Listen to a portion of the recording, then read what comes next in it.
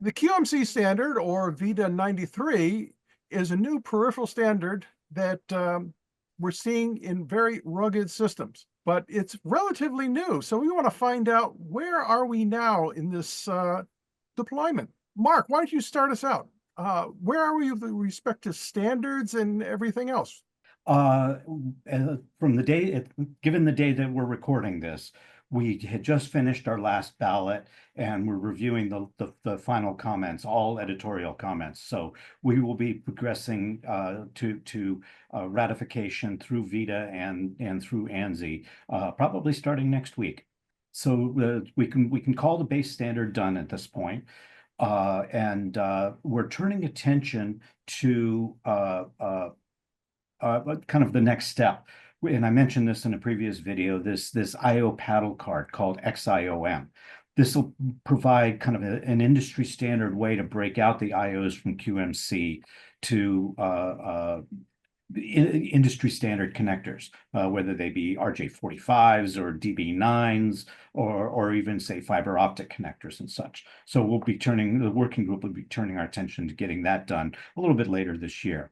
But from a market standpoint, we've got multiple companies working on products to offer the market, and we can expect announcements from those starting any day now. How about the connectors, Matt? Availability? Available immediately, Bill. You know, I think Mark and Jan mentioned that there was a strategic decision when the QMC process started, to pick something that was available off the shelf and checked all the boxes. And, you know, as we mentioned in the previous video, the Accelerate HD family has become a de facto mezzanine connector standard for a number of SOM form factors.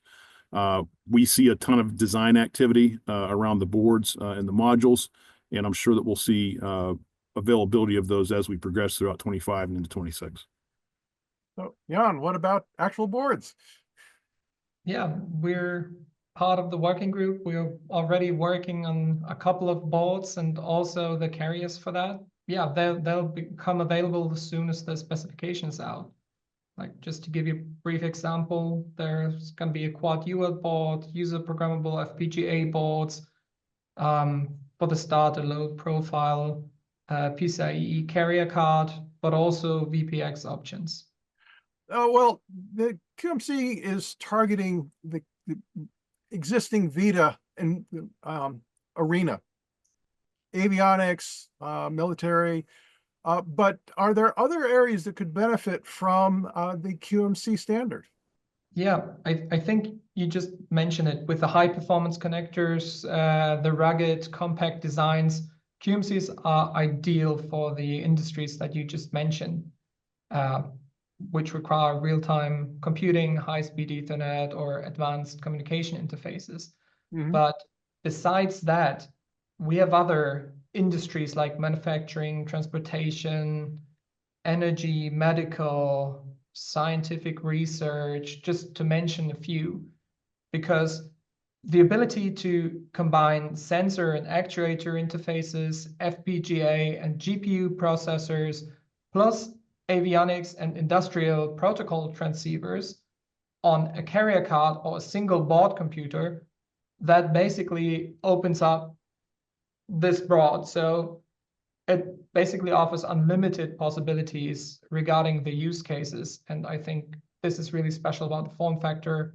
Bill, maybe just one additional thought process there. Yeah, I look at the history of XMC. I look at the history of FMC especially, and the diversity, the depth, the performance capabilities that we see there. You know, there's FMC solutions that I never thought I'd see: optics, A to Ds, DACs, you know, RF communication, and as QMC becomes available, as it ramps up, as we start to see carrier cards, as we start to see IO modules, I think that you're going to see the same diversity of IO solutions or data acquisition capabilities or RF communication capabilities from the ecosystem.